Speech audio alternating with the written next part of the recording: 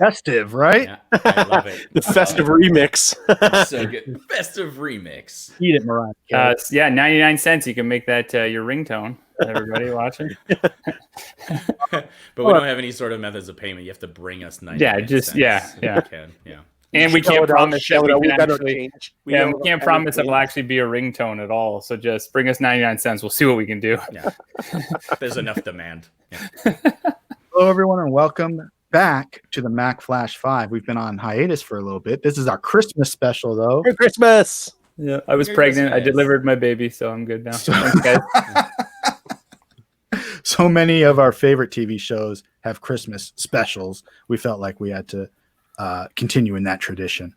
I'm Matt, and with me, the side here is Scott on the top row for once with his blue screen rocking. Now wait, I'm thinking, I'm not convinced that's a blue screen. Did you draw that on your wall? I think he drew that on his wall to tell us that it's a green screen. That's his. He's in his childhood bedroom. That's his wallpaper. I thought you were going to say. I thought you were going to say he invited. There he is. It is. Yeah. He stays around all year round. He's here every day. AB is here. François is here. Mike is here. We are 5 once again. Do we have to make our powers now? Yeah. With our powers combined. This edition is going to be our top 5 movies we would like to watch at Christmas time, because there's always some debate about whether a movie is a Christmas movie or not, and I'm sure that debate will not continue here, because in our minds everything we list today will be a Christmas movie, I'm sure. Yes. Schindler's List is a Christmas movie, right? It's snow. I think. Snow, right? Red. The color red is snow. Wow. Andrew does not approve. Families gather. Oh my god. The list is checked twice. And then man. Oh my gosh. And then they just made the argument. In naughty and nice. This is not how this should have started at all. Okay. Wow. Wow. I see that coming. How the show works is after we decide on a topic, which in this case will be movies we like to watch at Christmas, we all go our separate ways and then come back with a list of our top 5. 3 movies we're going to talk about in depth each, and 2 honorable mentions. One movie that's going to be not on anybody's list, I'm pretty sure we all agree to that, will be Die Hard. Not because we don't think it's a Christmas movie, because we do, absolutely. But we did a 2-hour and some odd minute commentary for the movie itself. That none of you will see. Well, maybe none of you will see. I think you'll definitely hear, though. The audio and the video versions are both downloaded. We have them saved. They're in the vault. I guarantee it'll be released by next Christmas. That's a good guarantee. That's a good guarantee. I guarantee. Disney vault. Is it the same guarantee? Like all your favorite movies from this year will probably be released by next Christmas. Exactly. Is it the same guarantee as François reading the Die Hard book? I knew that was never happening. Never happening. Knew that was come up. You know, yes, it is the same guarantee. Next Christmas. Next Christmas. I found it. I was cleaning the office today, reorganizing some stuff, and I found the book. Which I don't know if I remember. You remember the saga of the book, but when I did attempt to read it one day, I took it outside with me and I put it down, and then of course didn't read it, and I left it out it rained that night, just a little rain. That's right. So now it's cool because if you pick up the book, it looks like I've read it 55 times. And it smells like mold. It's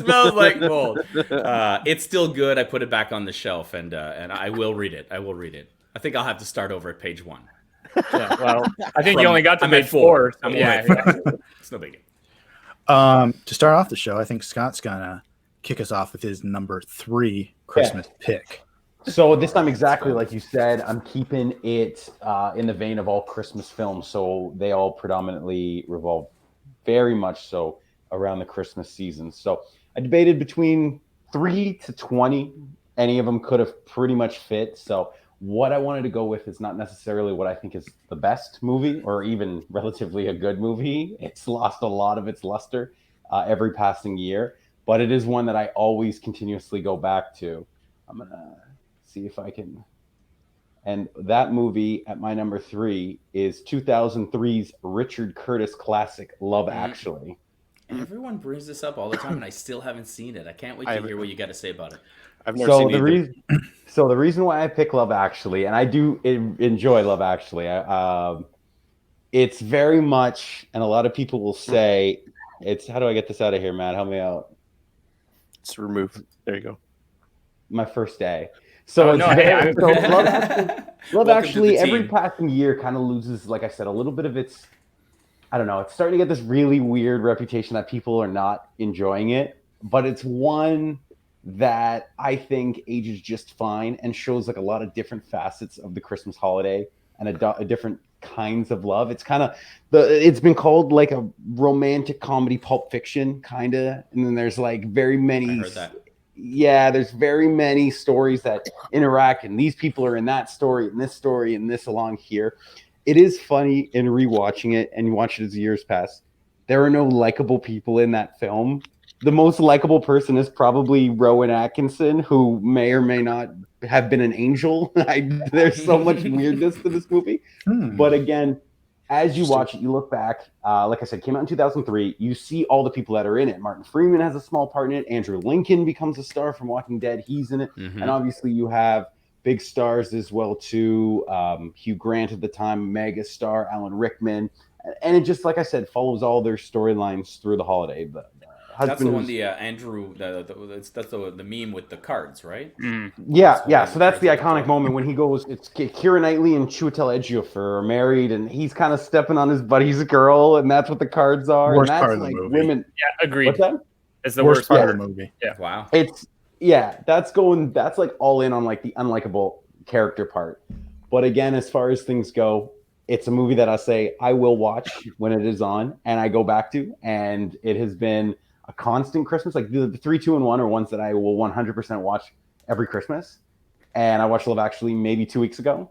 So for that alone, it had to make my list. So my number 3 is Love Actually. Nice. I will dispute that there's no likable characters. I think Martin Freeman's character in that movie and his storyline is likable, and there's nothing non-likable. It's just bizarre that he's like a stand-in in an adult film movie. Yeah, but which is weird. Because those scenes are hilarious, and there's no and they fall in love. I think it's a great movie, and I think it's a testament to it that they kept trying to replicate it with those like ensemble movies like New Year's and Valentine's Day. Was the recent one, yeah. So but none of them landed like this one. But that's also because, like you said, Curtis wrote it, and I mean, hey, that guy wrote Mr. Bean with Rowan Atkinson and things like that. So he knows what he's doing. So I think I watch it we try every Christmas Eve, my wife and I, while we're sort of like wrapping presents and things, and it's become a tradition. And as long as you just do it once a year, it's quite enjoyable. I wouldn't do it, wouldn't be watching that multiple times, but I think it's a good pick. I watched it for the first time all the way through last year. Really? Yeah. Because it's a movie you can always, it was always on TV. You could step in and catch a scene or two. And it was never, I never bothered to watch the whole thing until last year. I'll just say it's Alan Rickman's second greatest Christmas movie. Next to Harry Potter, is that? After Die Hard. Yeah. I thought we weren't talking about that. Well, I'm going to mention it as often as I can. Yeah. Alan Rickman's second best Christmas movie. Yes. I don't know if you can agree with me on this or not, and you've seen it too, Matt, but the most annoying character or plot line in that movie is the sister, and I can't remember the actress's name, but the sister who is in love with the guy that she works with. He's sort of like Latino or something. Yeah. And her storyline, where I just want to go, oh my gosh, you're so annoying. Just like, her storyline is the one that every time my wife and I are screaming at the screen, just make yourself happy for once. That kind of. But I'm sorry. The one storyline that is really enjoyable is the guy who goes over to America and walks into the room. Colin Frissell. And when you see name all the cameos. Name all the cameos. Alicia Cuthbert, January Cuthbert shows up last. Yeah. Denise Richards. Yeah. And Shannon Elizabeth. shows up last and then Denise Richards is at the end. I think I gotta watch this movie now. You just Yes, exactly. gave me three really good reasons to watch this movie. It's You had so me funny at Pulp because Fiction of Christmas or it's whatever. you're absolutely right. That's probably the best thing because he's just like a schlub in England, but he's like, if I go to America, I'm gonna be like a sex god because I'm like the handsome British guy. Yeah. And then he goes and immediately it's unbelievable. That's a great part of the film. That's absolutely amazing. All right, I'm gonna have to watch it. Cool. That's a solid pick. Thank you. Okay, I thought I would get laughed out of the building here. But yeah, It comes I almost put it to honorable, but I every time squeezed it up because I'm like, I can't lie to myself that, like I said, I do watch it regularly. Yeah, so like a guilty pleasure, if you will. I same thing. It didn't make my list, but I'm glad it did because we could talk about it. That Cool. AB. All right. Number 3. So when I was picking my list, I was trying to figure out what I was going to do for it. Growing up, I didn't really have movies that I watched traditionally every Christmas other than Die Hard, because I went to my grandparents' house every Christmas with my parents, and they had Much Music, and I didn't have Much Music. So I would be literally watching Much Music the entire time I was there. And then as I got older, I started watching whole seasons of TV shows. I'd rent them from Blockbuster and watch like all of Oz or all of The Sopranos or whatever. And so I didn't really watch a lot of Christmas movies. And so most of mine are relatively newer, but I've watched, since they've been out, I've watched them every year. So I decided to go with this route. And so the first one, my number 3, is a movie that I apparently went to see with Scott. I forgot. Me and Scott went to see this. We were the only 2 people in the theater after trivia one night. And that is from 2015, directed by Michael Dougherty, who also directed one of me and Mike's favorites, Trick or Treat. And that is Krampus. And so when Krampus came out, they had the marketing was genius for it. I love the marketing for it. It's first of all, they had Adam Scott and David Koechner coming off of Anchorman, and the commercials made it kind of look like it was this goofy kind of like holiday romp that had a little horror tinge to it, but it made it look real guilty or look real goofy. And so they definitely did it on purpose, right? Especially casting those guys in it, Adam Scott and David Koechner. Then you watch the movie and it's deadpan serious the entire time, and like goes dark. It goes so dark, especially, I won't ruin the ending, but it goes real dark. And so like I love that because it was like they totally like sold you on this idea of like, oh, hey, this goofy holiday movie, right? Ha ha ha. And they just went full bore like darkness on you, and I love that. And so when that came, like I said, when that came out in 2015, I've watched it every year since. So it's a newer tradition for me. But I love it. I love Krampus. I think it's fantastic, and the gags in it, the gags are really, really fun, and I really like the story. And it's like I said, it's really dark, but it's not gory. There's no real deaths in it, but it's pretty scary. Like the little demonic little guys and stuff are pretty scary. But like, don't show your kids. Recommend this is not a family film. This is 0% a family film, but it's not like it's not like the Shaun of the Dead you would expect it to be, that type of tone where they're like, oh, it's fun, they put Adam Scott and Koechner. Well, that's it. That's what they in a horror marketed movie. it. It'll be funny. It'll be great, but it's like, no, it's not, eh? No, it is not at all. It is. So I'm trying to think what I think it's on Netflix, but it's definitely. Definitely, it's not somewhere for sure. I don't think it is. I don't think it is currently. I looked at a bunch of places and I couldn't find it. It's streaming. It's on my shelf. If anyone wants, we're all gonna be like, well, let's find out right now. Disney Plus. Yeah, probably. Yeah. I just good marketing. What's the R-rated Disney Plus coming out? Maybe it's there. Disney Plus Nights, or whatever they're calling it. I think now, to add to Andrew's point, we should. Disney Plus.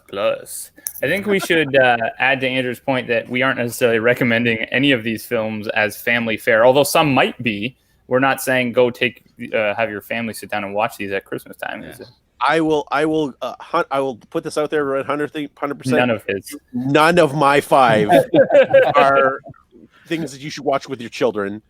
or like if you are like weak of heart, you should not watch any of these 5. Weak of heart. It's like a roller coaster. That's what I was gonna say. Children and pacemakers. Follow the roller coaster rules for Andrew's list. Yeah, do not watch them.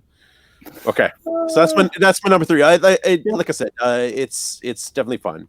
It's definitely I only set up the time with you, and I will go back to it. I remember the beginning. The ending is sick. The ending is really cool. I think the little creatures, I know they're in the attic when they attack. I remember being like, this is kind of lame, but I want to see like 5 years later. So that's one thing I've always remembered is like the little gnome guys.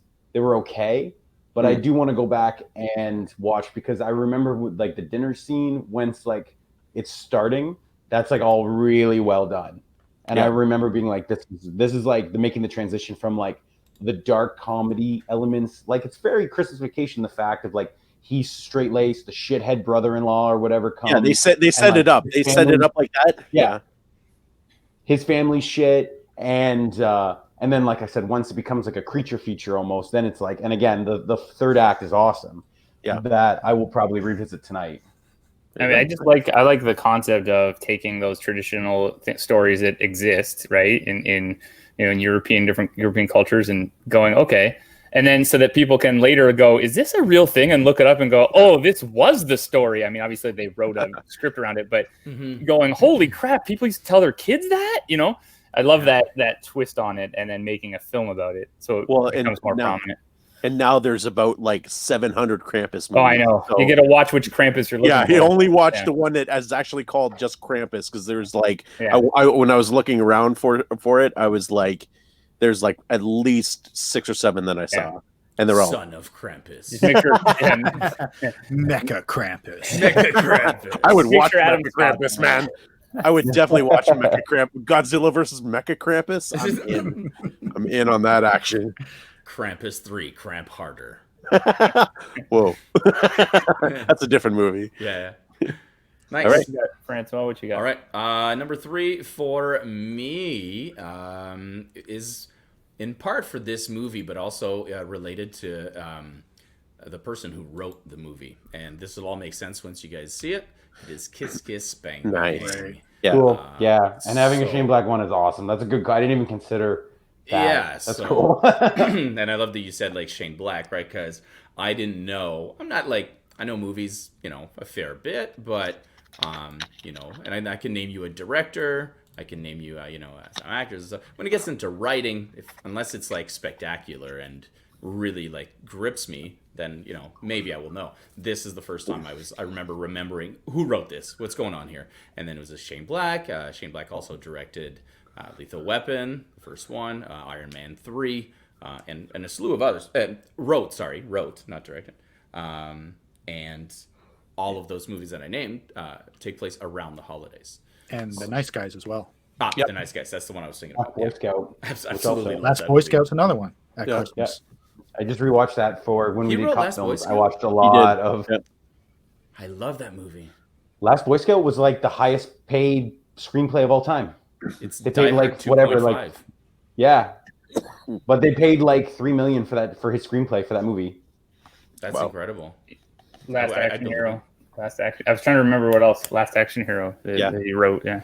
So I read about him that they asked him at one point, what's your deal with Christmas? Do you love Christmas? And he's like, it's not that he actually likes Christmas. Like, he likes Christmas, but he doesn't overly love Christmas that much. It's that he says, the easiest, simplest way to put it is that he likes to photograph Christmas. If you're going to have a backdrop for your movie, wouldn't you want it to be Christmas? You'd have all the colors and the lights and the snow and the shit on white stands out and stuff. So there's that. There's the fact that it's a cool sort of, I love me a good narrated caper. Like, it's a film noir.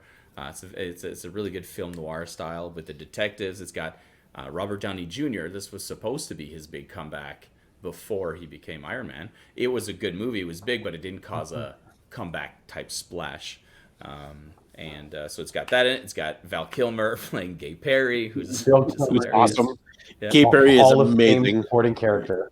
Yeah. He is so That's the thing with unbelievable in that. That's the thing with RDJ. Like RDJ made the comeback. Like Val Kilmer just like annihilated him in that movie. Yeah. Just overshadowed That him. movie was ahead of its time on two things, being Robert Downey's comeback, and if it were released maybe 10 years later, Val probably gets an Oscar nomination for just because they branched more into comedies, but like around like the Melissa McCarthy era and like Tropic Thunder era, and like they've started to stop taking the prestigious films like they put in, and especially if that was released like 3 years ago, that Val Kilmer would be like way more popular at the time, because he would have gotten a lot of like, again, he steals every scene he's in. Yeah. And last but not, except the scenes that Michelle Monaghan are in, because hot damn. Saw it. Oh Yeah. man, her and that was the first time I Santa? saw her, and when she walks in that Santa outfit with the skirt and the things and the everything, just like, my God, hello. So no, the whole thing's great, and the movie's complex enough that I get confused watching it still. You know what I mean? I love a movie like that you can watch and be like, the intrigue is so deep that every time you watch it, you're like, oh yeah, I forgot about that little part right there. So, but it all takes place around Christmas, and it kind of ties in the whole Shane Black Christmas theme. So that's why I like Kiss Kiss Bang Bang as my number 3. Solid. Thank you. Great. Nice. All right. I, like Andrew, was back and forth with what route I was going to take. Mine's a little of a mixed bag. So we're going to have some family-friendly fare and some not-so-family-friendly fare and something in the middle. So we'll start with the something in the middle, which I had to make a list. And after much discussion, I decided it was going to make my number 3. I mean, there's no doubt, although this gets lumped in there, Gremlins, that is, although this gets lumped in there with the debate of, is it a Christmas movie like Die Hard? This is 100%. It's 1,000,000% a Christmas movie. It's the father goes out looking for a gift for Christmas for his son. And Mogwai. Sing Christmas carols in it. Yeah. Everyone's celebrating Christmas. Well, essentially, the Gremlins are caroling, as you stated there. There you go. And so say something else. Maybe I have a photo. No, I don't have any other photos. I read all of your notes. Yeah, what hack me? No, but like, it's funny. I just sort of had to laugh to myself at that concept of people debating, is this a Christmas film or not? Because I was, like you guys said, 1,000,000%. Present for the son. He's wearing a Christmas hat. They're caroling. There's lights everywhere. Some of the deaths that occur involve the Christmas lights themselves. Just a variety, like that's the backdrop. And as you said, it works perfect. It works perfect for the film. Phoebe But I mean, his monologue about why she hates Christmas. oh my god! Her dad goes down the chimney. Like stuck. Hearing that again, Yes. I forgot that, and hearing that again, Oh. like Dad goes down the chimney dressed as Santa Claus to surprise them, and gets stuck there and dies. Of course, you don't celebrate Christmas. Like They only find out when the smell starts like getting into the house. And it wasn't even her statement of like, oh, and I don't celebrate Christmas because my dad died. It was that's how I found out there was no Santa. Oh my god! Oh my god! That is amazing. That almost sounds like something that somebody wrote and was like, I need to make a movie around based this around so that. I could say this. So I could tell this story. Because it is a strong line. But I mean, okay, that all aside, Gremlins itself as a film, I mean, Joe Dante directed it. We're talking The Burbs, The Howling, Matinee. Like, there was no way this film wasn't going to, be great, produced by Spielberg. Yeah. And not to mention set in the same backlot as Back to the Future. So it was destined to the theater they go to is the same theater you see on the street. Yeah. But the whole premise, right? Like, I love a good film where you have sort of some rules, right? And the dad buys the Mogwai, and it's like, here you go, but there's 3 rules. And so now as the audience, you can watch it and you go, okay, you can't do these 3 things, right? and so that's just like fascinating. But you have just the cast is amazing, right? You've got Dick Miller in there and Phoebe Cates, and even Judge Reinhold appears. So a couple from Fast Times at Ridgemont High. I don't know. It's just a good time. But I just love watching films too where the unexpected happens, like the mom takes out 3 gremlins single-handedly in the kitchen. Man, and you know what I mean? It's this silly slapstick horror comedy, and you have these moments. I watch it, I'm like, is my daughter ready to watch this? And then you watch another scene, you go, nope. And then you watch another scene, you're like, oh, that's kind of funny. Oh, nope, right? Yeah. But The just cool effects. Yeah, Gremlins walked so Krampus could run, pretty much. If you want to, like, that's a double feature right there. Like, going back, that's like pretty much the extended version of that. You're absolutely right. Yeah, and there's just some things that I watch and I go, this is just fantastic. Like, I like the swimming pool scene where Stripe jumps into the pool and then just starts bubbling in the YMCA and it's bubbling, and I'm just like, that's just a sort of a simple, cool effect. Oh, it isn't painted on. And then just to finalize, how could this not make a Mack Flash 5 list? Because the Gremlins themselves, total cinephiles, right? They're always at the theater, and they're all watching Snow White, right? So critiquing. I think there's even one with 3D glasses at one point. Yep. That's right. Yeah. But there's no Gremlin. Is Mack Flash Gremlin. Can't wait for that one pop. who flashes. There you go. Now that's in a later. Is that not in a later film? I believe. I don't know. Does he do it both? Okay. Yeah. Okay. Because he's at the bar with Phoebe. Yeah. Oh, that. Okay. Yes. There's so much happening in that bar and so many different Gremlins doing things. Yeah. It's fantastic. Anyways, I could talk about Gremlins forever. On to you, Matt. All right, my number 3 is I think my whole list is pretty standard as far as Christmas movies are concerned. But these are 3 movies that I really only watch once a year at Christmas time. I don't really put them on. Christmas movies in general, I don't put them on in the middle of the year. Yeah. I usually save them for. It's because you don't have a kid. I guess. Yeah. I wind up watching Elf in the summer. I mean, it doesn't even have to be a kid. I know 30-year-old women who put Elf on for the 4th of July. Oh, because it's their favorite movie. Yeah. But my number 3 is going to be the classic, A Christmas Story. Nice. Yeah, tough omission. It's great. I'm glad to talk about it. It's it's one of those things. I mean, TBS, I don't know if they still do it because I don't get that channel anymore, but 24 hours of A Christmas Story. Really? And I would sit through at least once, maybe once and a half. And because of that, I didn't even own I think we had the VHS, but because it was on TV all the time, we didn't have to go to the shelf and put it on or anything. And it wasn't until I lost TBS that I bought the DVD for A Christmas Story. But yeah, it is a classic about a kid who represents almost any kid, even today. The movie takes place in the 50s, I think. 50s or 60s, and he wants a special toy for Christmas.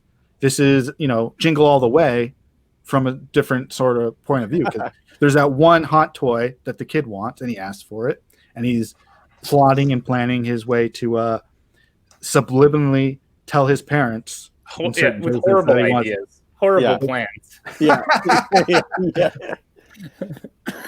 And the family is terrific. The father is hilarious. Yes, father's my favorite. Jeremy Gavin.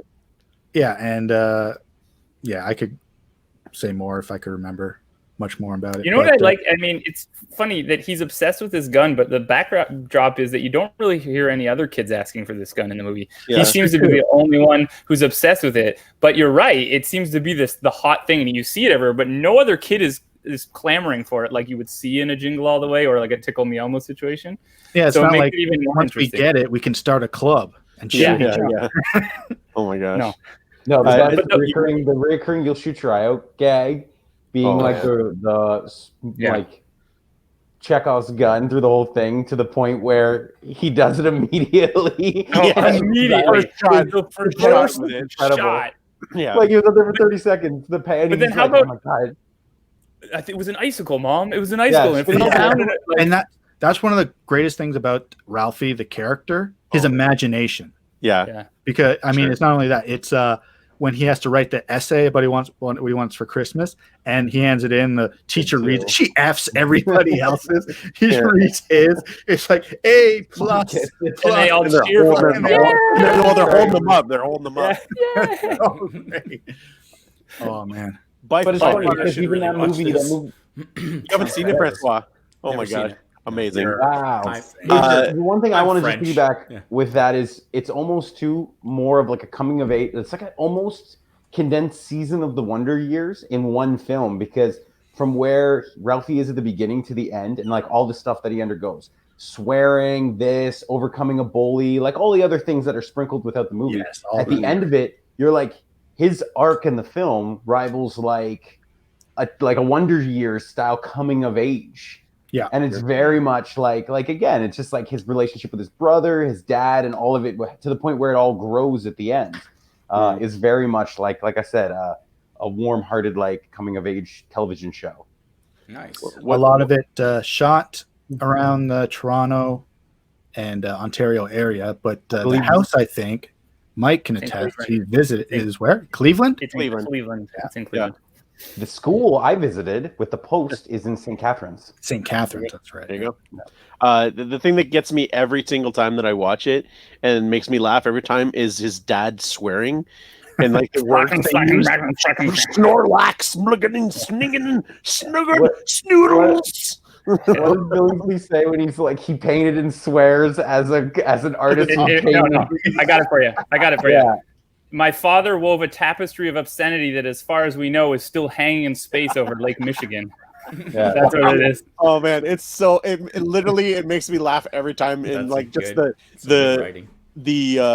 just the words that they use are so funny sounding, coming out of Snick and Snorlap, like Snuggin and Snoodles in his voice. Oh man, amazing. And there's the one thing that at least the four of us can relate to, having seen the movie. The father's major award after winning what you might call a trivia contest. Oh my gosh. I had this deep discussion with my wife about it, because it's like, he wouldn't have liked that lamp. He would have hated that lamp. But because he won it, right, in like filling out this contest or whatever, like that it's a major award, and he goes out and brags about it to the neighbors. I got the major award. We have things that we've won from trivia games. I've got a Magneto painting, a couple of DVDs I've won at trivia. Major awards in my mind. Yeah, a pasta Jerry Seinfeld, the Fusilli Jerry. That's right. It's on my shelf behind me. Oh my god. Awesome. That's my number 3, a Christmas story. That is a solid pick. I like it.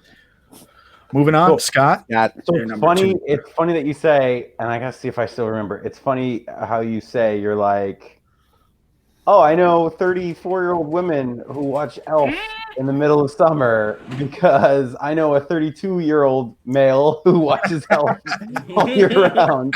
So my number 2, easy, is 2003's Jon Favreau, very modern classic of Elf. And I'm figuring this out, guys. It's okay. It's all good. You're there. There you go. No, still got to be back. Okay, so in Elf, as everyone knows, it is to me what I think. It is to me probably one of the best like 4-quadrant films, in the fact that it is beloved by men, women, young and old. There is something incredible along for everybody. It starts up and it has like the claymation style stuff, which is incredible for children. Hey, buddy. Go find your dad. That's all amazing. The casting in it too is incredible. It's Bob Newhart having Ed Asner as like a pissed off, angry, over the hill Santa is genius. Yeah. And then, like I said, the once Buddy goes, and like the story is incredible. The story is relatively original in the fact that Santa adopted him by accident, and then he sees this elf, and like little bits of it is that how much, like, obviously there's a lot of like the body gags with Will Ferrell being so much bigger than everyone else, but like also the stuff that always gets me is when they're like, how many gifts did you wrap today, buddy? He's like 60, and they're like, oh, that's okay, because he's just a human. So when he's like wrapping, he's just behind, like 60's a lot, and then they're like, but the elves can do like 500. And it's like little bits of comedy like that I'm like, this is so like on the nose, like well done. And then once he gets to New York, there's so much of this movie that's just like expertly well done. Like him exploring New York, almost rivaling like Kevin McAllister exploring New York. But that world's best cup of coffee, congratulations. You did it. That's every time I see it, all the time. There's a lot of quotes. It's just as funny every time. Yeah. There's and like as going quotes, through, man. Jimmy Kahn as his dad is so goddamn casting. Genius. Like, you want to talk about a great dad in a film who's probably relatively not great, but just like the fact that it's James Caan being James Caan. Yeah, he didn't change at all, eh? Yeah, and then again, just going through it, it's lovely. Like the stuff with Buddy's growth and how he learns this fish out of water. Will Ferrell just eminently likable, top to bottom, all of that. How he can decorate, and again, going back, how he's bad at the North Pole, but when he decorates the mall, it blows everyone away because he's just been doing it for years. It's incredible. Yeah. It's just little things like that. It's super layered film, great characters. Steenburgen, Caan, Zooey Deschanel, like who am I thinking of? Donald Faison, not him. When he's Wendell. Faison Love. Faison Love. Yeah. Again, scene stealing. So he's amazing. That's what I mean. They're all great. So with it, one that I will watch, I watched it twice. I think I watched it in November, and then again it was on to probably started December. Now, did you catch that Faison Love was originally going to be Wanda Sykes? That's in on Netflix, the Christmas movies that made us, and he wears Wanda the name tag. I didn't know that. Yeah, that's so funny. He's like, that's going to be funny because Wanda Sykes I think had conflict and dropped out, so they got him because Favreau and him were buddies. Yeah. And he came and he's like, no, it's funny. I'll just wear her vest, not a problem. And it had like the name tag. So. Great stuff, man. You go back to that elf, and I always say this to my wife. I say, if that dumb elf back at the North Pole didn't harp on Buddy for how few toys he made, then Buddy never would have had to leave the North Pole all upset because, like, he's making, like you said, he's making a pleasant amount of toys, and who cares? The elves are making way more than they need to. Just don't get on the human for how few toys he makes, and then he won't have a nervous breakdown and have to leave the North Pole. It's all that one elf's fault. I love that it's Bob Newhart. There, amazing. And like even little scenes of it. Like one thing that you just reminded me too. It's like it's really interesting because like Favreau was really cutting his teeth at a time there, but to make such like a well advanced, heartwarming film. With like great scenes, like again, Buddy testing out all of the Jack in the Boxes for faulty, and then he's just waiting for it to burst, and then it's great stuff. So and then again, ultimately the ending once all the stories come together, and like I said, Santa, New York, and all this, and you have like the NYPD like task force on the horses. Yeah. It's good stuff. That film proves Will Ferrell as a leading man. Like it proves he was in old school. And things, it's a good vehicle for his kind of comedy where it's like the man-child, the man-child kind of comedy, and it like a lot of people that don't like that kind of shtick, like the Step Brothers kind of thing, it works way better in this movie because it fits it. It's more sweet, whereas the other one's kind of goofy and like raunchy. This is perfect because it's like he's a goofy man-child and he's fits. So much bigger, and you would it's the body comedy, the proportional like of him. Oh man, and no one else. The Dinklage scene is amazing. Scene is great. Say it one more time. Runs across the table at him. So and also, no one else could have come up with "You smell like beef and cheese." I'm sure that was ad-libbed because that's an amazing Will Ferrell line. That sounds like something Will Ferrell would say. Amazing. Smell like beef and that's cheese. Great. I love that you guys are putting things on that I couldn't put on my list, but I love. Same. So yeah, love it. All right. All right. My number two is another one that I saw. It's from 2010. I saw it later than that. But ever since I've seen it, I've watched it every year since then because it is incredible, and I will highly recommend it to you guys. It's like I said, 2010. It is a Finnish movie, and it is called Rare Exports: A Christmas Tale, and it's directed by Halmari Helander. And in it, there's a British drill team that's in Finland drilling in this one like mountainside. And they come across this weird, like, burial kind of site thing. And so they dig up this burial site and they find, you can see in the cage there, what they think is Santa Claus. And so there's the kid there with the helmet and his buddy are in the village. And his dad has a reindeer farm. And so all these reindeer keep coming up dead and they don't know why.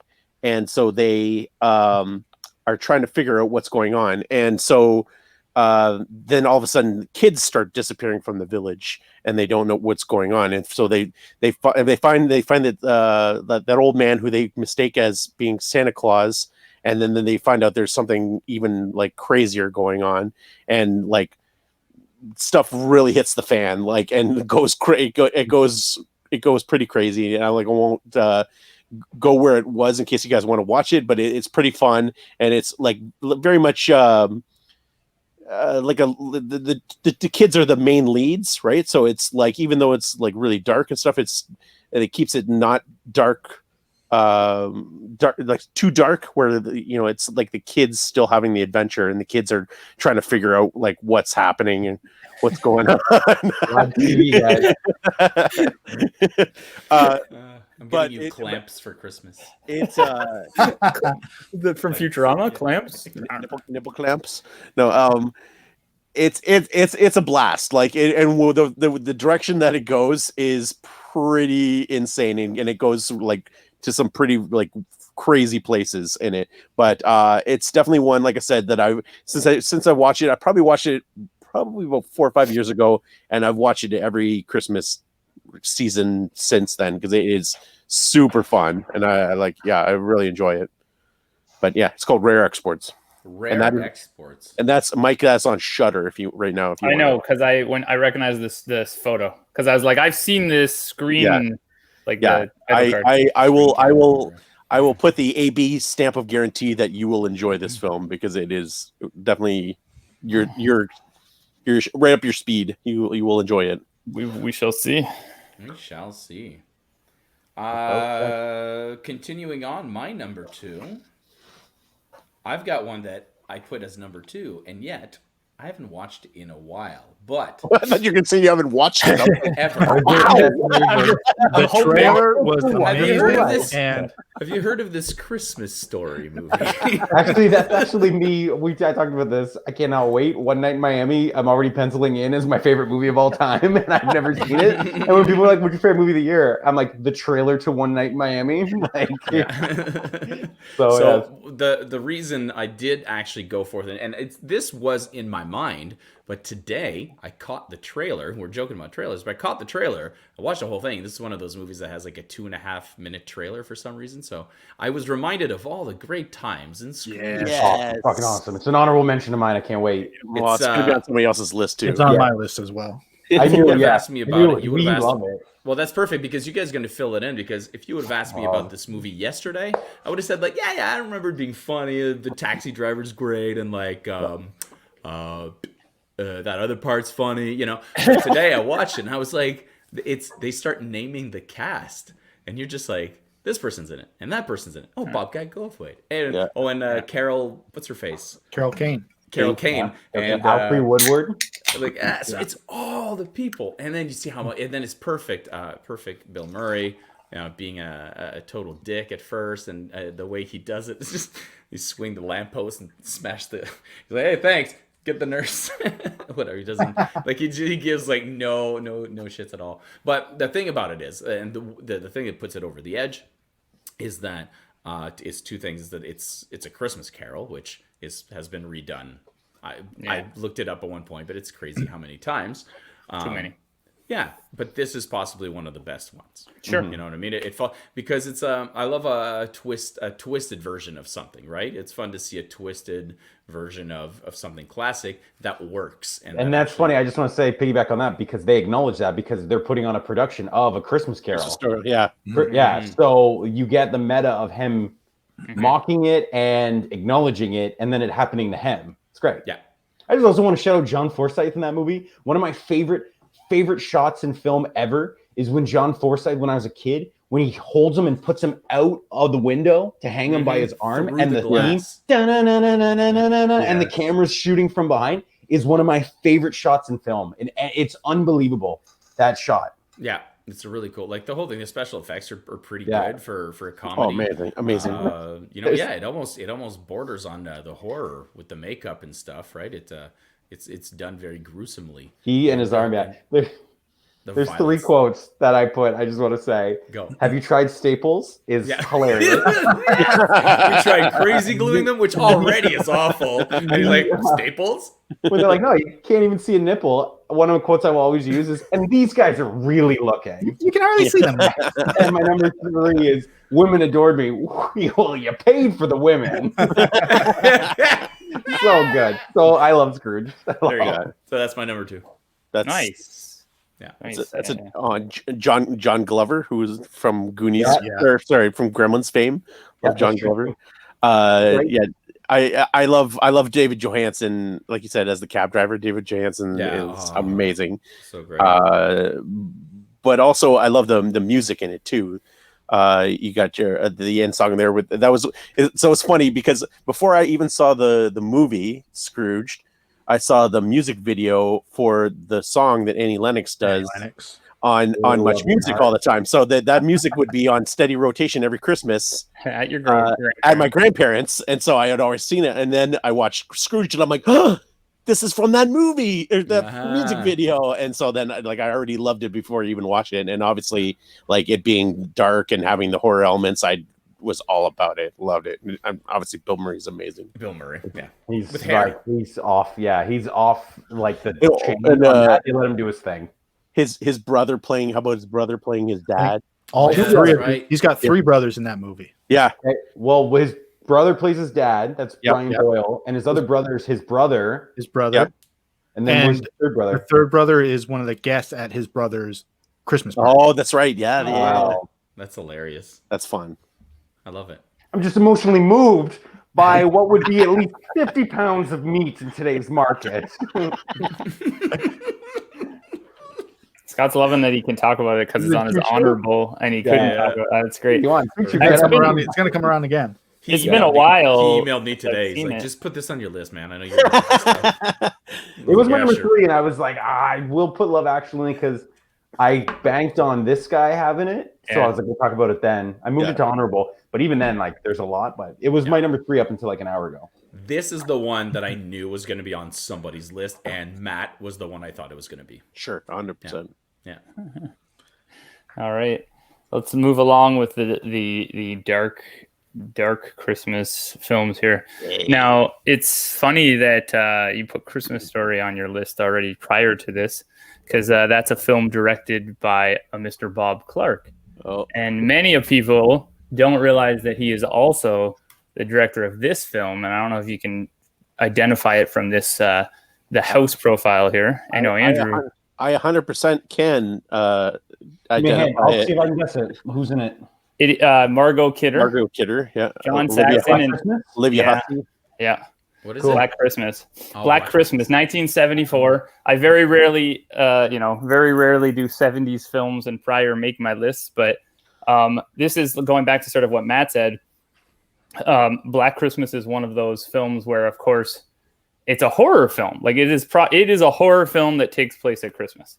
So it's kind of treads this line, right?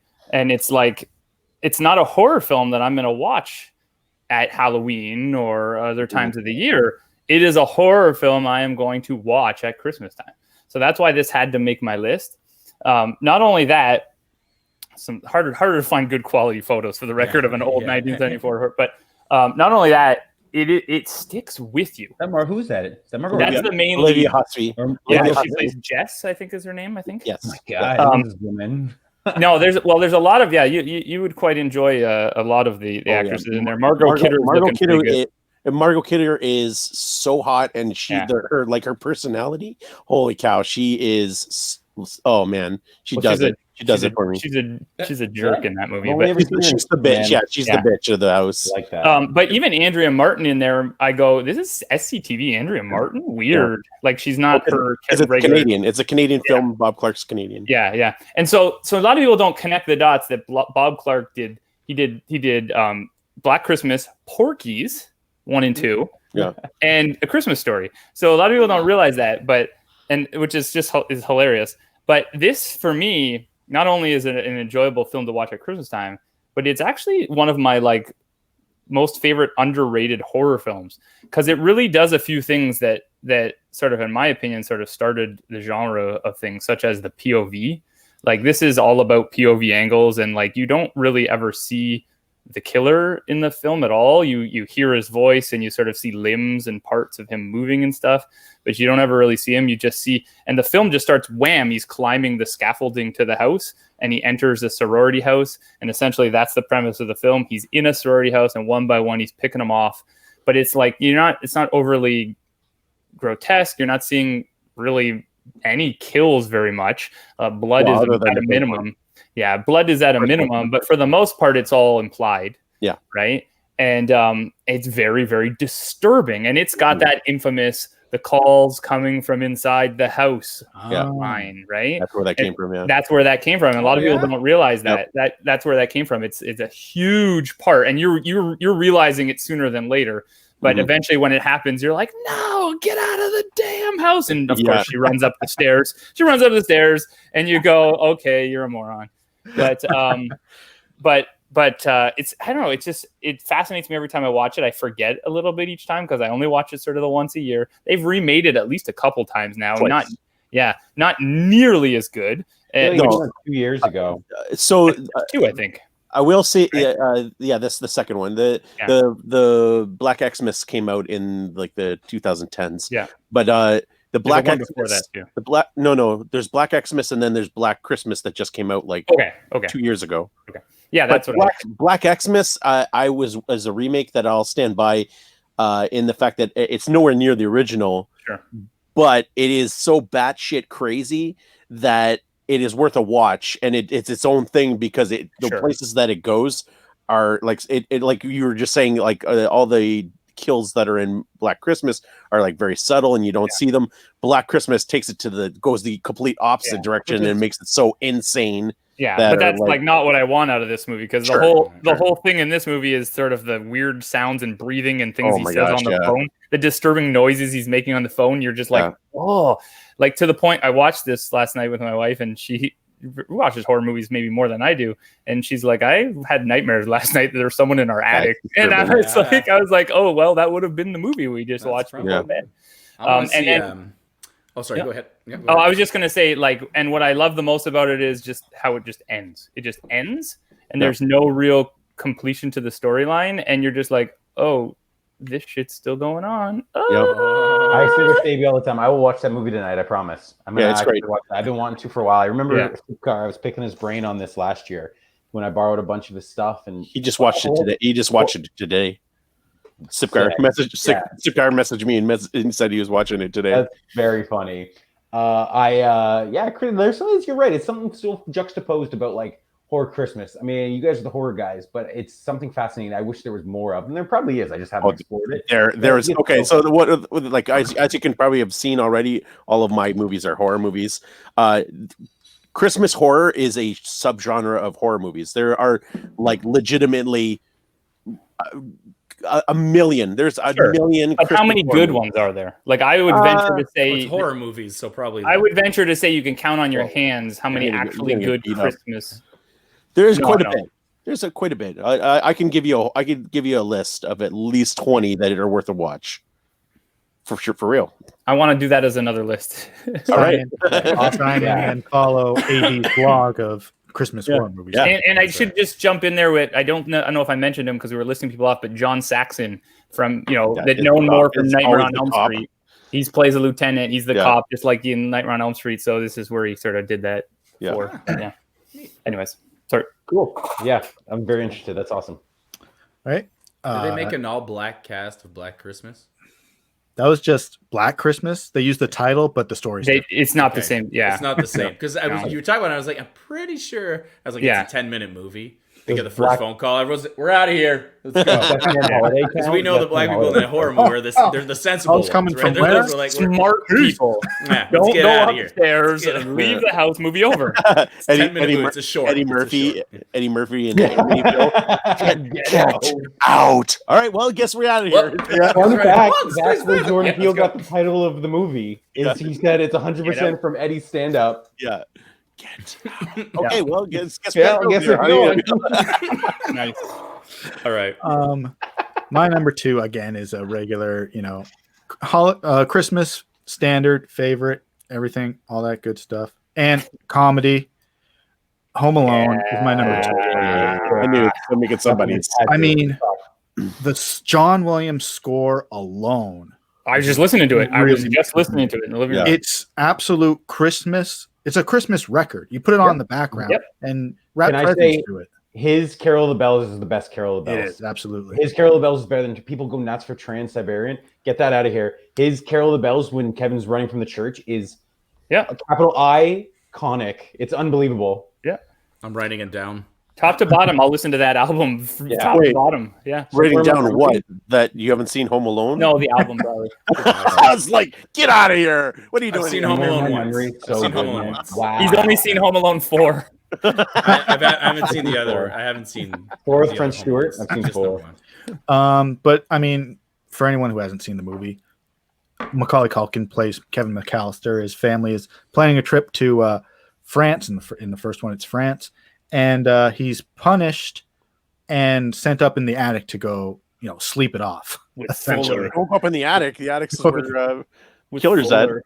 Right. In the morning, overnight, there's a windstorm and it knocks out the power to the house, so all of the alarm clocks don't go off.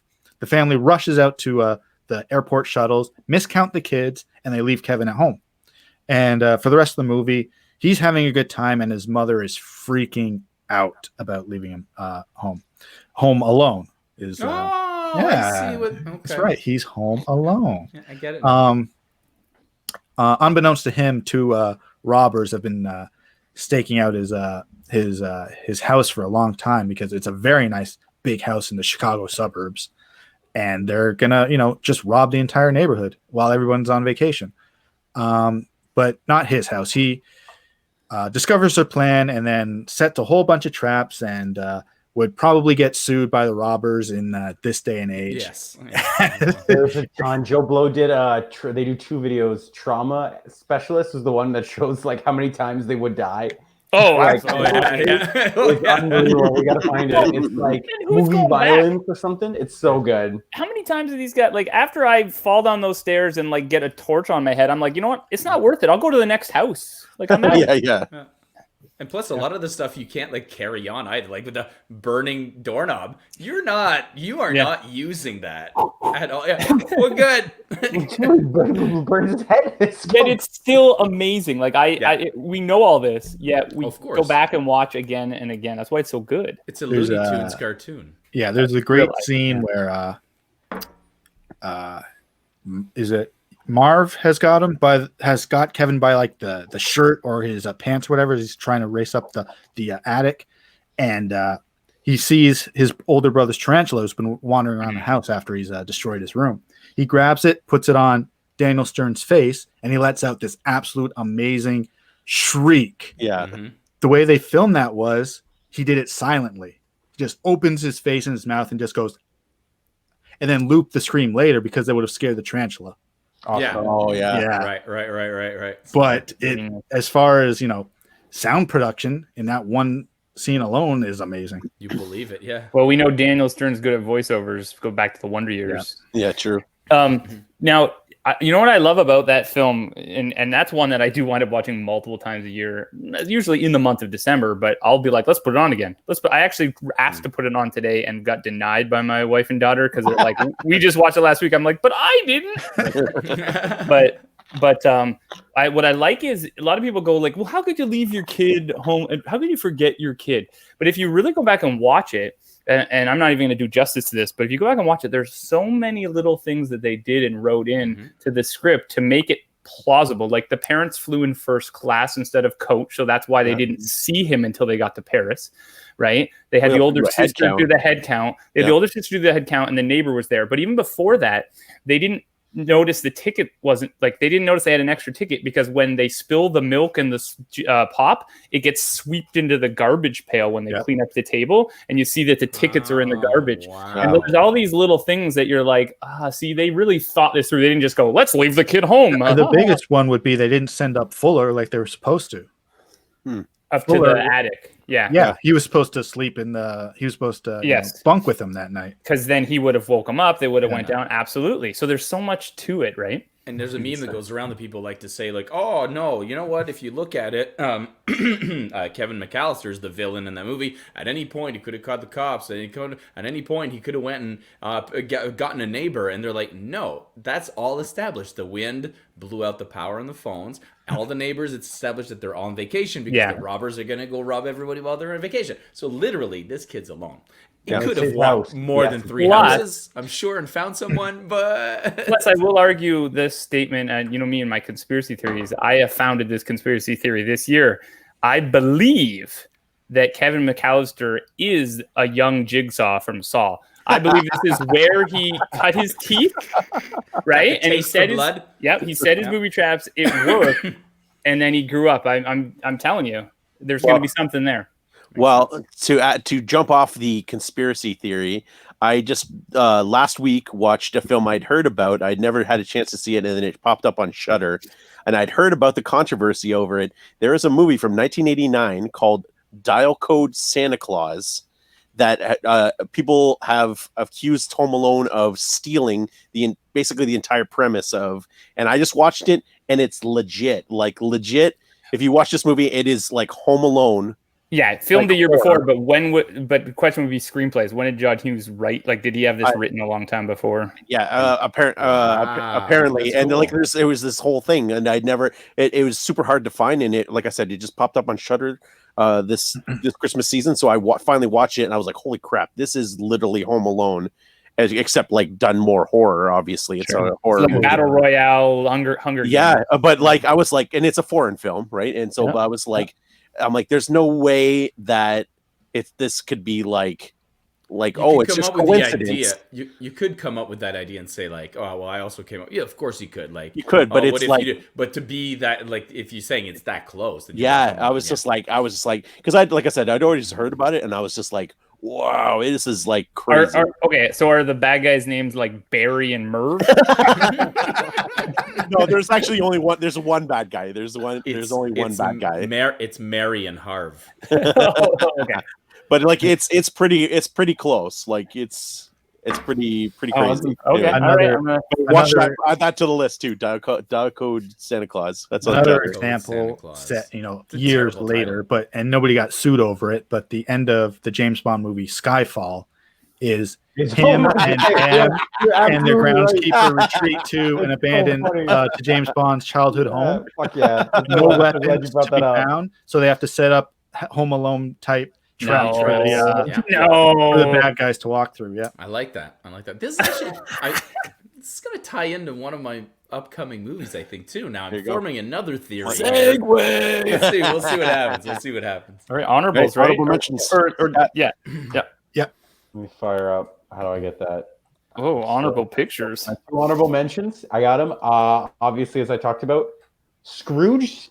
And I want to spend just 30 seconds talking about Surviving Christmas. Surviving Christmas, which is not a good film, but it is my guy Ben Affleck just hamming for the screen. And in it, Ben Affleck plays like a millionaire who does not have a family, so he pays Gandolfini for his to be his family. I just love it. It's so shit. It's so bad. It's awful. It's not good, and you know what list this is, right? What's that? But it's one that I watch. Like I love. Like I'll watch scenes of it, and it's just Ben Affleck at like his most charming, like dumb Ben Affleck being fun, and I'm like, that's my guy. That's my guy through and through. So for me, it's Scrooged and Surviving Christmas. And James Gandolfini. I mean, Gandolfini, and they don't like it, and it's so funny. Applegate. It's by the numbers, but like I said, it's just Affleck just being such a handsome, fun, charming movie star, and it's a harmless comedy, and it will never have ever come up on another list. It's probably not really my five. I can think of I like Home Alone more, but I just will never shout it out. So I wanted to shout out Surviving Christmas. Nice. All right. My two honorable mentions. The first one I will say I would recommend to all four of you. It's on Netflix. I just watched it last night, and do not read anything about it. Do not look into it. Do not go into it blind. And it's called Better Watch Out. It is fantastic. I saw something about that today, but I didn't read it. But I saw the trailer. Do not read anything because it's one of those movies that you don't want to know anything going into it. And the second one is called Christmas Evil from 1980, and I would not recommend that to anyone except maybe Mike. It is warped. But I love it. It is insane. Like Mike. Well, you're a horror guy, so you get it. You get it. Let's get into my honorable mentions. We've got ourselves Edward. Mhm. Scissorhands. I thought that might make your list. I wasn't sure. It was close, but my number one is like the moment we said, "Hey," I was like, "Boom!" Yeah, I know. I know. Die Hard. I know what it is. I know, Bad it's gotta Santa. be. Hey. I thought Andrew that was the said- one. I thought that was the one. Oh no! That one was close as well because it was Wow. it's a really good one, and actually it's kind of funny. It's like I didn't know where to put it, but man, there's something. Yeah, I haven't seen two. I saw 2 in theaters. 2's I would have fine. loved if Bad Santa 2 was your number one. Yeah. Just like But like never mentioned Bad Santa. no. That's in it too. I think it's on Prime. But Oh, that's okay. too bad. I thought Bad Santa I think 2 was Scott nobody told me Dan. it was terrible to watch. I think Scott, you told me Bad Santa 2 it wasn't that No. great. I think Bad Santa 2's hilarious. It's Okay, pretty fun. cool. I'll have to Yeah, it's watch pretty that. fun. No, I think it's Yeah, funny. Hendrix great. Like there's like their orphanage is a storyline. It's funny, man. Bad Santa 2 is funny. That's got one of my favorite Bad Santa. Sorry, the quote is just what the I'm on my fucking lunch. Want me to fix you some sandwiches? Spits What are you fucking everywhere. It's sandwiches? just awful. It's such a great scene. Anyway, sorry, honorable mentions. No, that's fine. Okay, so my 2 honorables, you can picture the covers. Home Alone. Home Alone, of I'll course, bring that up. had to be there because Hey, you got pictures. it would have been amazing if you had like Home Alone 5's picture up there. Okay. So yeah, Home Alone, the original. And then one that I so desperately was like wanting to squeeze into my list, but I just couldn't, is Klaus from last year. It's very rare. It's very rare that a film that's new cracks that list because they don't, there's so many films that come out about Christmas, but this one really, it's beautifully done. The animation, the music, and the story. Right? Yeah. It's on Netflix. It's a Netflix original. It's looks last beautiful. year. It is gorgeous. And the story and the way they tell the story of how, Santa Claus came about without it being that traditional old whatever. And by the end of it, man, if you aren't weeping at the end scene, then you have no heart. It's a solid film and a good way. My wife actually said she thinks it's a good way to transition young kids sort of into still sort of having that magical belief, but into a different view of Santa. So, Gotcha. But it's beautiful. So yeah. That's good. Interesting. So don't watch it with your kids if you don't want to have. No, you can. No. But if you want to have It the doesn't. conversation about. No. What? Trust me. It's not one. It's not a spoiler, but it makes you think of it differently. Okay. So. Yeah. My honorable mentions are 2 movies that are part of the debate on whether it's a Christmas movie or not, and you guys probably could sound in whether you think it is. Lethal Weapon, Yeah. Yep. Great. Christmas movie, yeah, Yep. you think? Yeah. Um. I'm down. Yep. And Yeah. Batman. Yeah. I feel like Because it's if you fun. the idea is if you remove Christmas, does the movie still stand? And there would be gaps if you took Christmas out of Lethal Weapon because, like, part of it is the family, the whole. It's hard on him. The holidays are hard on him, right? Mm-hmm. Anyway. Oh yeah. So then it is. Yeah. So it is. Yeah. It is.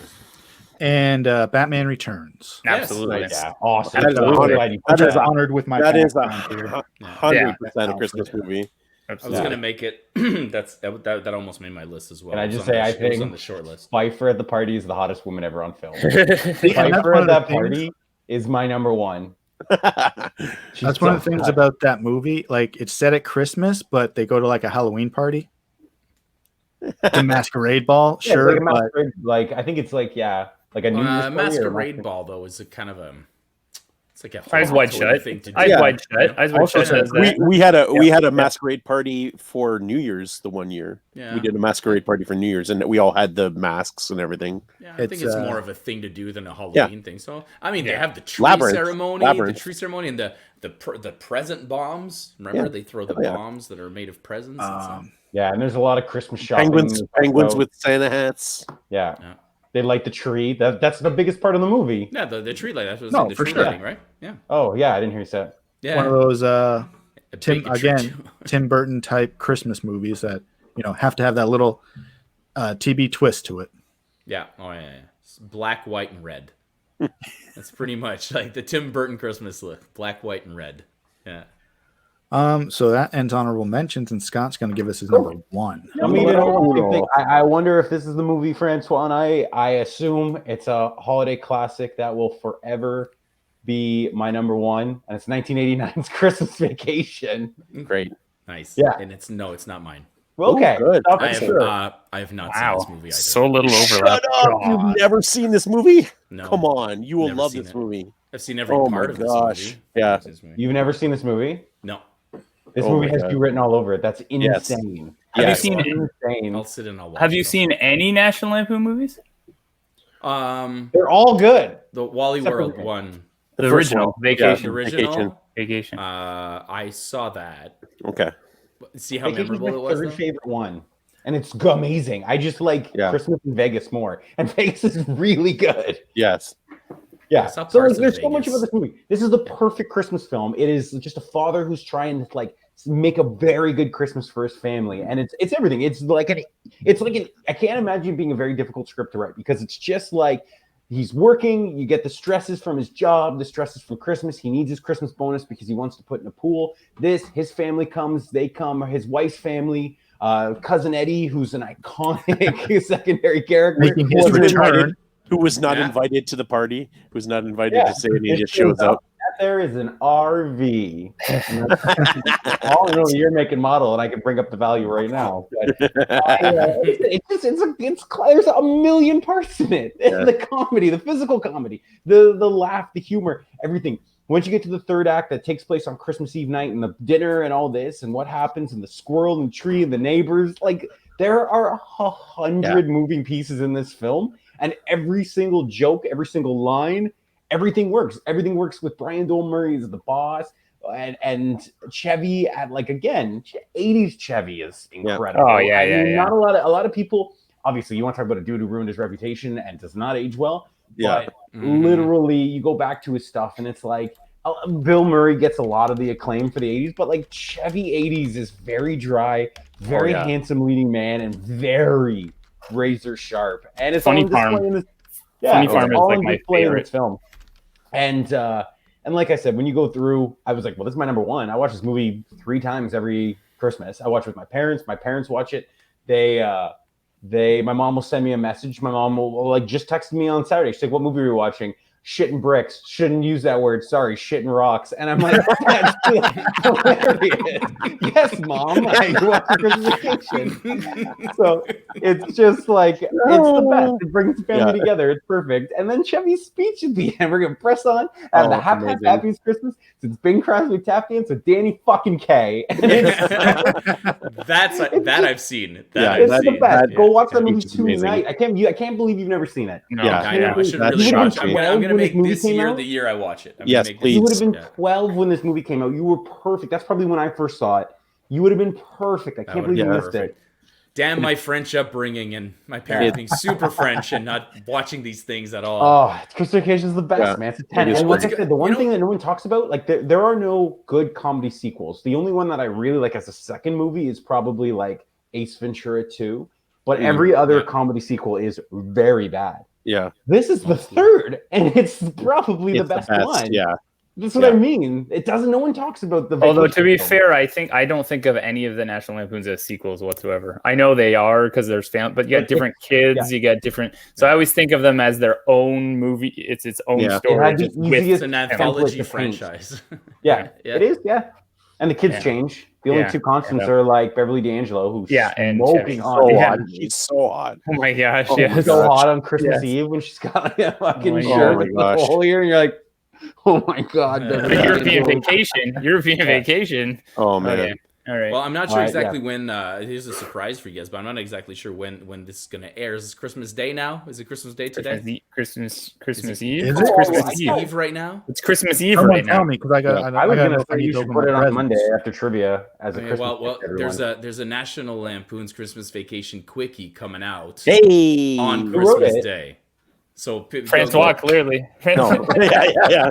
I wrote it all by myself. This guy wrote it. So AB wrote it. It was actually it was very nice. I got to mention, Candace, a fan of the show, she asked for this custom for her family, but then out of the spirit of Christmas said, go ahead and release it on your channel after. Oh, awesome. So, that's cool. Yeah, we get a nice supersized National Lampoon's Christmas Vacation quickie for you guys. So you know how I see that AB wrote that one AB going to Francois saying, hey, I wrote you a quickie. Yeah, that's fine, AB. Put it with the other ones.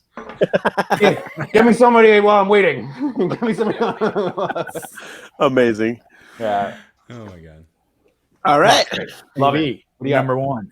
Numero uno. Okay, well, we've kind of already talked about this film. It's from 1974, directed by a guy we've already talked about twice, Bob Clark, and that is Black Christmas. Cool. Yay!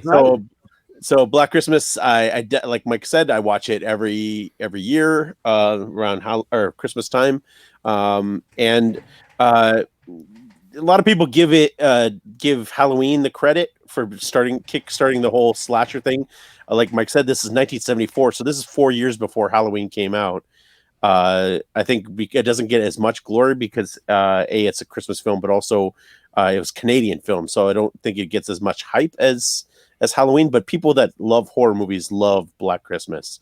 It is definitely a big movie in the horror community, and one that definitely people love around Christmas time. And like Mike said, one of the great things about it is you don't really know much about the killer. You never see him. You at the end, you never see him. You don't know what's going on. There's no resolve at the end.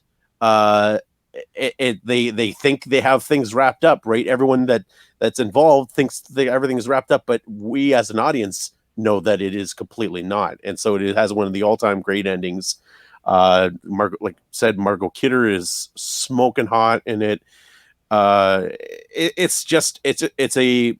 me, it's a perfect horror film.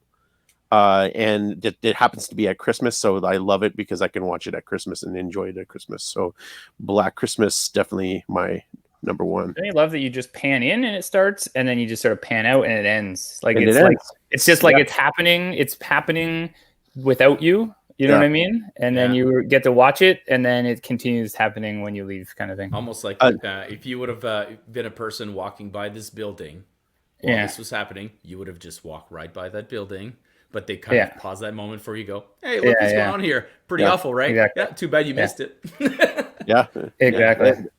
And like we said, there's not a lot of really gratuitous parts other than the very first kill, which is like, for me, is super terrifying.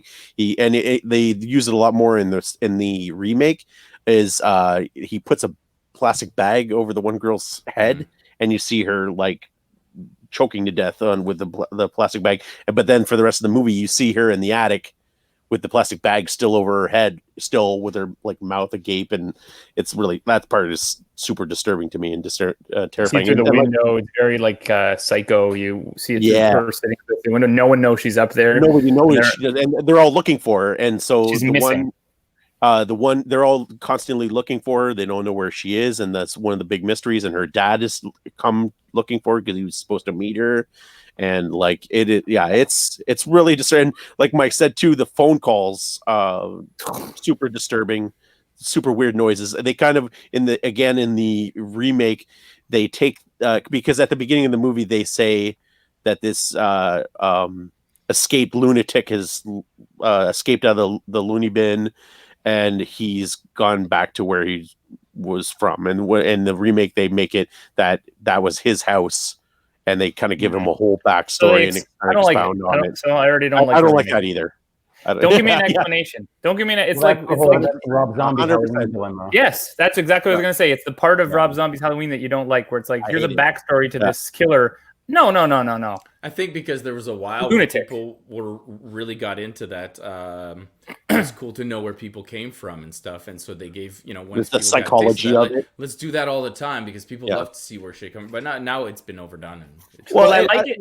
One of the things I don't like about it is that people need a reason for there to be evil, right? And Yeah. then, like, and they're like, well, and it happens in real life, right? You look at serial killers and you look Why? at the school Why? shootings. Oh, why Yeah. did this happen? How could this happen? Like, maybe these kids are just nuts, right? Like the school shootings and all that kind of, maybe these kids are just nuts, right? It's like, oh, well, they were bullied. Oh, well, then That's like, actually, I like don't want to. everyone was bullied. This Like, has nothing to do with that Zac Efron Ted Bundy movie, but that's exactly what they lean into the fact that they're like, they just make him like a really charming guy, kills girls, and like there's like little scenes. There's like, why did you do it? And he's just like, why not? And then they're just like, they don't show he didn't get bullied as a kid. He didn't get tortured. He didn't get fucking Will Hunting cigarettes put out on him. He's just a womanizer who killed them. And some then people have something off. Yeah. It's not firing right, and people can't deal, and people can't handle that. That is a real thing. That there is like people that are just evil. That there is evil in the world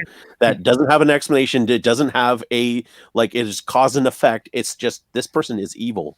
Is this where we say Merry Christmas? Is this the part where we Merry Christmas? Hey! So back to our that's but great. Anyway, I love it. Like you said, Mike, I love that, and I love that there's no resolve. I love that. Those are my favorite kind of horror movies. That there's no resolve. There's no like happy tie it up with a bow, and it's also not the like surprise, the killer's back alive again. Like there's nothing. There's no resolve, and I love it.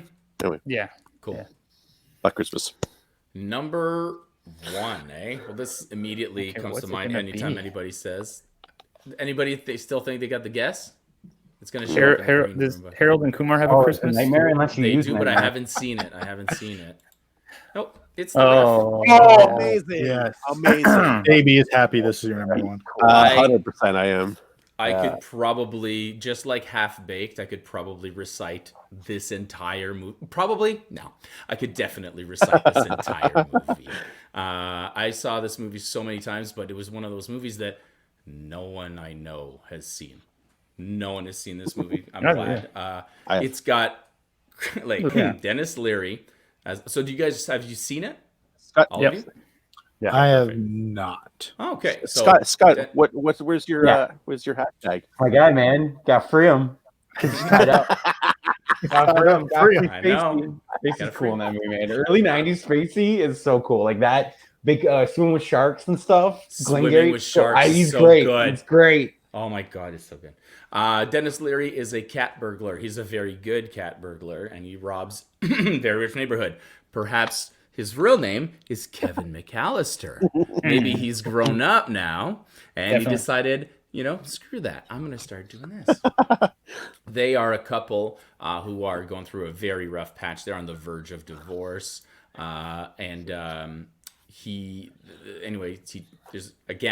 gets caught in a booby trap robbing someone's house. See again, and then he's super angry at the booby traps because he's the king. He's the guy who sets them.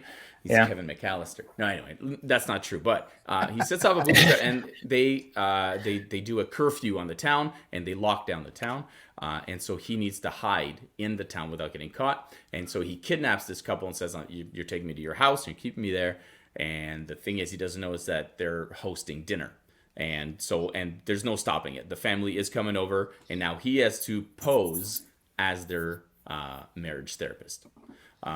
So you understand Dennis Leary's style, so you can see how that's going to be great. Plus, he's supposed to be Dr. Wong, which is hilarious. I forgot about that. Dr. Wong.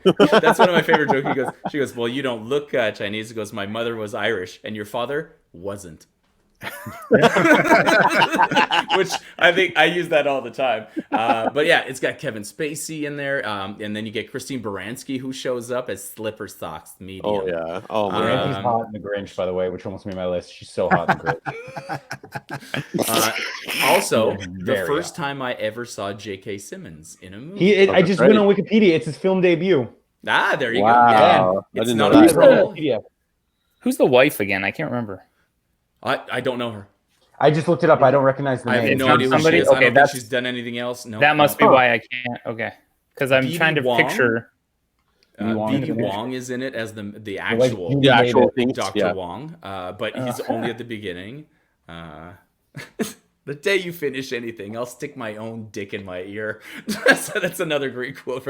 There are so many great quotes in this movie. That's the thing. I think it's the writing. It's funny, and it's got that like sort of like that tension of like you're with a family that's falling apart, and their family's there, and everyone's sort of trying but not really. And then this guy's stuck in the middle. And the best quote he's like I kidnapped my parents.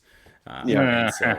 It's really great. So I've never known until now that it's directed by Ted Demme, who's a great director. He directed Blow. He directed Life. It directed Dennis Leary's No Cure for Cancer. Okay, that's probably where they know each other from then. Yeah. Oh, so I didn't know that's who directed it. He's great. Would that be one of his first directing things then, do you think? Or because Blow would have been after that, right? Yeah. 94, so. It's obviously that's Jonathan Demme's brother. The Jonathan Demme that did Silence of the Lambs and all the rest of that. That's his uncle. I was going to say son, uncle, yeah. Oh, sorry, nephew. Yeah. Nice pick, man. I love the variety here. Yeah. I love the ref. It's so fun. That is like I wasn't anticipating this, and I was here worried that everyone was going to throw Gremlins on the list, and that didn't happen. I was like, it's just going to be 5 people talking about Gremlins. Apparently not. But we shall dive back into the repeats here, from Matt's number 3 to Mike's number 1. We're going to go back to this house. Yeah, there you go. Now, this is not. I will say I have been to this house. This is Christmas Story House in Cleveland. This is not my photo. But I will, because we got in at night. But this is what the street looks like if you aren't as far as not film whatever. It's a regular old street. We parked right on the corner where that one-way sign is around the corner. And my wife and daughter and my niece got to go right up there. It was closed when we pulled in because of the timing of our trip. We were heading to like Pennsylvania, and we were doing it sort of as a stopover. I like to stop at places on the way, like movie things, and try to like go into the mall where Mike's roadside attractions. Yeah. I went to the mall where they did Dawn of the Dead and Scranton Mall from The Office and all those things. And so I was like, okay, what else can we see? So we stopped here. So they got to go and look in the dark when the lamp was lit up and stuff. But so this holds a little piece of my heart just for that purpose. But like Matt said, there was no real doubt that this was going to make my list, and it went right to number 1 right away because it's such a sort of a piece of like growing up. You know what I mean? Like I didn't obviously grow up in that time period, but we all had those dreams of what toys we wanted, and we had our friends there that like just the whole Double Dog Dare Ya thing, lick a pole, like Scott was talking about. And like Triple Dog Dare. Oh, he went right to the Triple Dog Dare. Like I love the narration to it. Oh, you see, this is a unorthodox. And this is like what Scott said, right? This it goes right back to Wonder Years. Like this is the Wonder Years as a movie in a different time period. And I just love the little things. Like, so his friend gets his tongue stuck to the pole as a result of their Double Dog Dares, and the bell rings, and they all just leave him. We didn't know what to do. We didn't know what to do. The best is when he's in class and he looks, and the friend's still in the pole, and he's looking out the window at him. It's great. No one helps him. Where's Flick? Like just those little subtleties where you're like, yeah, that's probably what would happen with me and my friends, right? Like, and it's not malicious, but it's just silly. And the bullies, right? Yeah. Scott Farkas and Grover Dill. Yeah. Oh my gosh. He had yellow eyes. Yeah. and then when he eventually just flips out and just starts beating the crap out of him and swears, and then the mom hears, and then he tells him tells his mom that his friend told him that swear word when he really heard it from his dad, and then his friend gets a beating. Yeah. And just like things like that. But like Scott said, it's the quotes, like we already quoted the father swearing quote. But some of the ones like where how the little brother's in the snowsuit and he can't I can't put my arms down. and the mom's just calm. I love the mom in that movie. Calmly, she takes a pause, right? Takes a beat. You'll put your arms down when you go to school. Like you just. And he starts wailing again as she wraps his face. Yeah. But I mean, the all-time quote, as Andrew says all the time too, "Fragile." It must be Italian. It must be Italian. But then again, the mom. I think it says fragile, honey. And then he's just like, oh yeah. Oh yeah. Just like, I can quote that movie all day long. So, but that is one that has to be watched over and over the holidays. Fantastic. So that's my number one. So, now I'm wondering if had you gotten to go into the house, maybe you might be disappointed because the exterior is in Cleveland. That's the house for sure. But the interior of the house is a studio in Toronto. They redid it. So what happened was what do you call it? I can't think of the word right now. But anyway, somebody with lots of money, an entrepreneur, if you will, they came in and they bought the property and then they renovated the entire inside to look like it. Oh, cool. And in fact, across the street, which is next to where we park, there's a museum for it where you can buy paraphernalia from the show. Yeah. And now they've since bought the Bumpus's house next door, where all the dogs. Bumpus dogs. Yeah, all the dogs, right? And so actually, and now this was not a thing when I went, because we went a good 5 or so years ago. But now apparently, and now I'm like, ooh, I want to go back. You can actually rent out the 3rd floor and stay overnight in the house. That's or hilarious. You can rent out the Bumpus house next door and you can stay there. And I'm like, oh my gosh, this sounds like something I need to do. That's amazing. So yeah. I'm sure the price, I wonder, like, reasonable. Sure. Something like $300 or something. But like, what if like people probably want it for Christmas Eve and Christmas morning? Yeah, maybe. But now it's something like you have to you get the run of the upstairs the whole time you're there, but then after like the last tour, which let's say is 9 p.m., then you get the run of the house until 9 a.m. the next day. You got to be out because they have more tours. My plan would be go in July, shoot all my Christmas photos, so they're ready to hand out in December.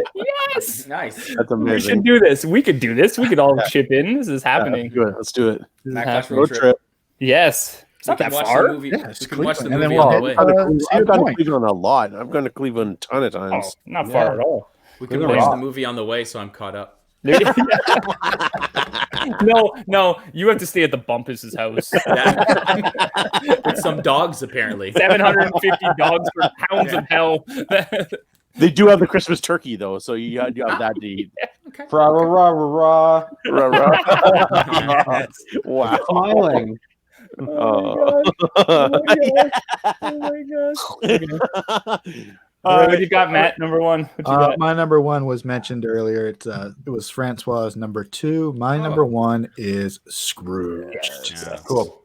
You can talk about it more in more depth than just watching. Well, not in more depth. I got like just a couple of notes. The first, maybe 15 to 20 years of watching this movie was off of a tape I taped off TV. So I didn't get the whole movie. There's commercials, and a lot of it's cut out for time and stuff. So when I did get to see it, it might have been on DVD the first time I watched the, what would be called the regular cut. But for this movie and several others, it seems like a new director's cut edition because it's got all this stuff added in my mind, all the curse words and just a couple of other jokes. The beginning of the movie is amazing with like the war at the North Pole, and it's a TV show where you see the North Pole and Santa Claus is getting ready for Christmas Eve, and all of a sudden Mrs. Claus incoming, and a missile hits in front of the thing. Cupboards get open with M16s and AKs, and the elves all arm up to take out some machine gun. It looks like Die Hard 2 out there. They're Snow White ninja types with machine guns and snowmobiles, and in comes Lee Majors, the $6 million man. Yeah. And one of my favorite lines, like, "I gotta get you out of here, Santa." And Santa's like, "Oh no, Lee, this is one Santa who's going out the front door." And he's ready to take out. I'm defending myself. Another favorite scene is while Francis Xavier Cross, is going through his gift list to hand out to underlings, people he doesn't like, get towels with the corporate logo on them, and then people he does like, people he has to kiss up to, are getting VCRs. Yeah, and so Alfie Woodard plays his assistant, and she says, "Your brother, and he towel, your only brother, and he's insistent on giving him the towel. Then later he eavesdrops on the Christmas party at his brother's house, and the wife comes over with a gift. It's like, honey, you didn't open up your brother's gift, and it's a nice big box. And one of my favorite lines, and I use it all the time at like birthdays and stuff when people are gathering presents. He says, "That doesn't look like a towel." Nice. What else? And then his closing monologue. Yeah. After he's visited all the ghosts, and it's the So night, good. he interrupts the TV broadcast to talk about how he's witnessed the miracle of Christmas, and essentially is saying it can't just happen. You have to make it happen for other people. It's amazing. It is a tearjerker, and 100%. it is Bill Murray just going off. Yeah, it's definitely an all-timer speech. Like like no matter how much I've seen it, I know I've seen it a lot. Every time I get the goosebumps, and I'm like, oh man, it's so good, because it's like you can tell it's kind of off the cuff, but it's so good. I was hoping to watch this movie and be able to introduce it to Sarah, because I figured, I don't know, she's younger, and I was like, maybe she hasn't seen this movie. So I go, I was thinking, I put Scrooged on my list, and she's like, oh, that's so good. And I'm like, oh, you've seen it, great. I was like, we should really like rewatch it soon. I haven't seen it in a while. She's like, no. She's like, I just saw it for the first time 2 weeks ago at a friend's house. And I was like, oh, come on. So I guess I'll be watching it by myself. Yeah, cool. Yeah. I assume apparently we all love it. Let's do a director's commentary. What could go wrong? What could go wrong? Visited by 3 ghosts, the ghosts of YouTube past, present, and future. Awesome. That's great, man. What a list. I guess that's going to conclude our list for this show. I want to thank everybody for watching. I want to remind everyone to put your list in the comments below. Tell us. I mean, there are so many Christmas movies. I know we've missed a bunch that people are saying, you didn't mention Miracle on 34th Street or Grinch Wonderful Life. I really wanted to put the Grinch, Muppet Christmas Carol, which would be on my list, but I talked about it. You guys didn't have it. I talked about it for the book one, so I didn't want to bring it up again too much. Yeah. Also, if you think of a category of a topic that you'd like to see a top 5 of that maybe we're not even in the vein of, and you're like, hey, you guys haven't thought of this part, put it in the comments as well. Throw it down there. We'll try to put together 5 movies that'll fit, Final Fantasy. I think we got one. Chris. Oh, man. Also, like, share, subscribe this video. The Patreon for December was down, but it's coming back in January. Correct, Francois. Yeah. It's going to be sign up for reworked, so pay attention to that for Patreon. Yeah. Yep. So sign up for that. It's going to be reworked. You said reworked. That's right. It's going to be just different tiers to kind of please everybody and kind of even it out a little bit. So it should be all right. Anything else to plug? Don't the CEO is here. He can.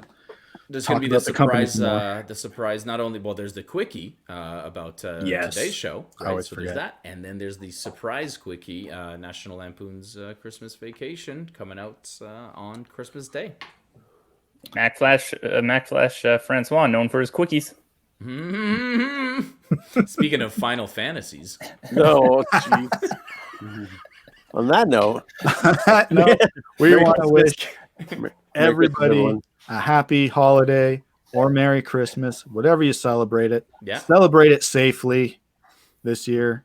Hopefully next year you'll be able to get to see everyone you want to.